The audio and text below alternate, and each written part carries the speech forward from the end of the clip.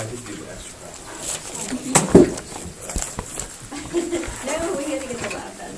So grab, the first lab sheet is the microchem sheet.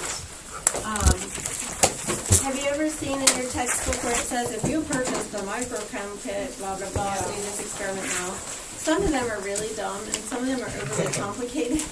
But some of them are pretty good and rather instructive, and I like this one. I like it a lot better if we had copious amounts of chemicals and a big budget and a big oven and stuff. There's an oven in the kitchen. That one's, considering it doesn't hardly warm up the casseroles, it's definitely not going to do the job here. Although it works much better now. It was broken up pages, and I don't rely on that oven because, you know, plus it takes hours, so you guys would have to come back after fourth period and see if it worked. So, you know, it's not ideal. In college, your professors would be like, so put your sample in the oven and come back, you know, at midnight and check on it. Thanks, guys. My lab assistant will be here to watch you. I'll be at home in bed. You know. Make sure when you sign up to be someone's lab assistant, you get all the details first. But anyhow, yeah, this one is one of those. Come back at a very inconvenient time to check on your sample labs. So when you look at this mole ratio lab, you see a couple of balance equations kind of in the beginning. There's a silver nitrate one, a calcium nitrate one. Is this the wrong page? No. Okay, well none of those is the one we're doing. What in the world? Okay, don't look at any of those guys. If you go down to procedure part 1, we're going to look at the reaction between lead nitrate and potassium iodide. Are you filming? We're good. So lead nitrate and potassium iodide are both clear, colorless liquids. And what they basically are is a solution of water with lead iodide dissolved or lead nitrate dissolved or potassium iodide dissolved. So the lead nitrate and the potassium iodide are aqueous solutions, salts dissolved in water. You can see both clear, both colorless solutions of these salts dissolved in water.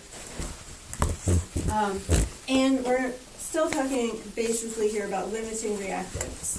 So if you flip over to your data chart, we'll kind of just keep track of what we're doing. So it says here, drops of, on the back page, drops of lead nitrate, and then it gives you 5 columns, A1, B1, C1, D1, E1.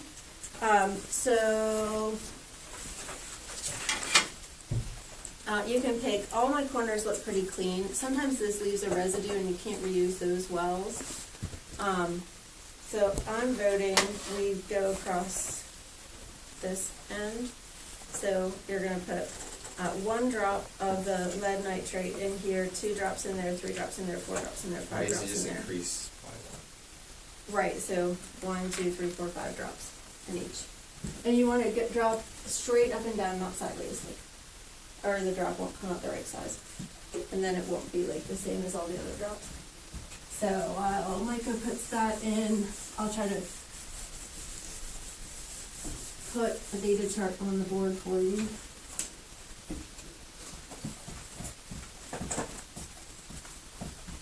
Is it NO3 lead nitrate? Yes. Calcium iodide is Ki.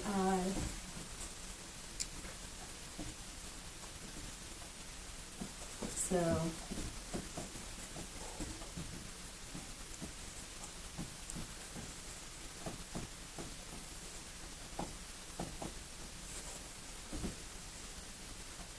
so he's putting Good job. that. Put 1 drop, 2 drop, 3 drop, 4 drop, 5 drop across. Does that look, it should be going, so. Yep. And then it says drops of Ki. So what we want is, we do 1, 2, 3, 4, 5, right? All the way to 8, I think. Oh, we'll have extra data. We're just going to use the 5, I think. Okay. You didn't tell me to stop it. I apologize. It's good. No, diligence. Always good. No worries. So, where is my lab sheet? I'd like to look at it. Ah, here we are. Okay, so then we're gonna have just backward. So which one has 1 drop in it?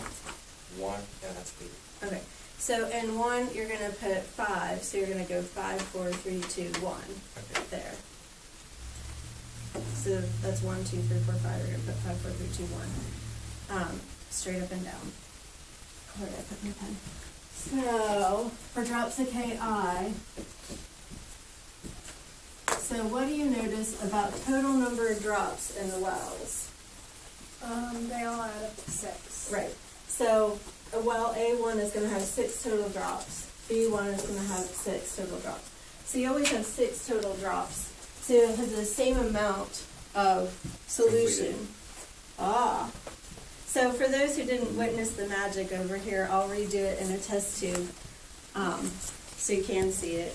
So if you take lead nitrate, a colorless thing, which I'm making a solution of, and then, let's do where you can see. So lead nitrate is colorless, potassium iodide is colorless. When we mix them together, not so colorless, we get a bright yellow thing. I'm like super zoomed in so I can't see it now. Okay. Okay, so this will hopefully not spoil Just it as there. the stuff isn't toxic to be breathing, right? No, Okay. although lead is unsafe, so if you got any on your hands, you want to go wash before it absorbs through your skin. But, Yay. Okay, wonderful lead. yeah. They had pencils made of lead. No, the pencils are made of graphite, it's carbon. You're safe, but this is really, really lead. And you can see why lead paint has always traditionally been so popular, because it makes these beautiful colors, awesome to paint with, but, toxic, so not ideal. So what you produce here, I'll write you a balanced equation. I don't know if you have a balanced equation, but here, number 1, right below that chart says, write the equations for the reactions, and we're not doing part 2 because it's not really as cool. And they're essentially the same thing anyway. So you're going to write the balanced equation for lead nitrate. That is, it's NO32. Maybe that right up there again. Plus potassium iodide. Oh, I'll let you guys balance it. Both of those were aqueous solutions, right? Clear, colorless, dissolved salts in water. And that's going to give you lead iodide and potassium nitrate. And I'm going to give you the phase symbols here. Now you can clearly see as you wait that when you do this lab, it's no longer clear or colorless. And if you wait long enough, and hopefully with the well plates we'll see it more dramatically, the yellow solid that's such a bright color will settle out. I should have brought something to keep it propped up with. But the yellow solid will settle out. Lead iodide is that yellow solid. It's not dissolved, it's not aqueous anymore, it's a solid. It's called a precipitate. That's like the big chemistry joke. I always yell when I have classes that don't always behave, which you guys don't. I come in today and I'm like, you're not part of the solution, you're part of that. And they're like, what's the problem? And I'm like, no, precipitate. If you're not part of the solution, you're part of this precipitate. So, the solution at the end contains potassium nitrate. The precipitate, the solid that doesn't dissolve in water anymore, is lead iodide, that yellow stuff. And we'll see it settle out, and then we'll kind of look at how much there is of each kind. I started to balance the equation, but I didn't finish. So does anyone have it balanced? Should be 2. Okay, so we need the 2 here, and I think that'll do it. So that gives us 2K, Yeah. 2K, 2I, 2I, 1 lead, 1 lead. And then when you have these things like nitrate, you've got 2 nitrates, and those nitrates stick together. You'll learn in another module or so. 1 nitrate times 2 would be 2 nitrates. NO3 is a nitrate. Here you've got 2, so it's balanced. Those guys are actually ions, but they're covalently bonded. So the NO3, there's 4 atoms in the NO3, are covalently bonded to each other, but they have a net charge, so they electrostatically bond to the potassium. So it's like a covalent ion. But you guys will learn about that later.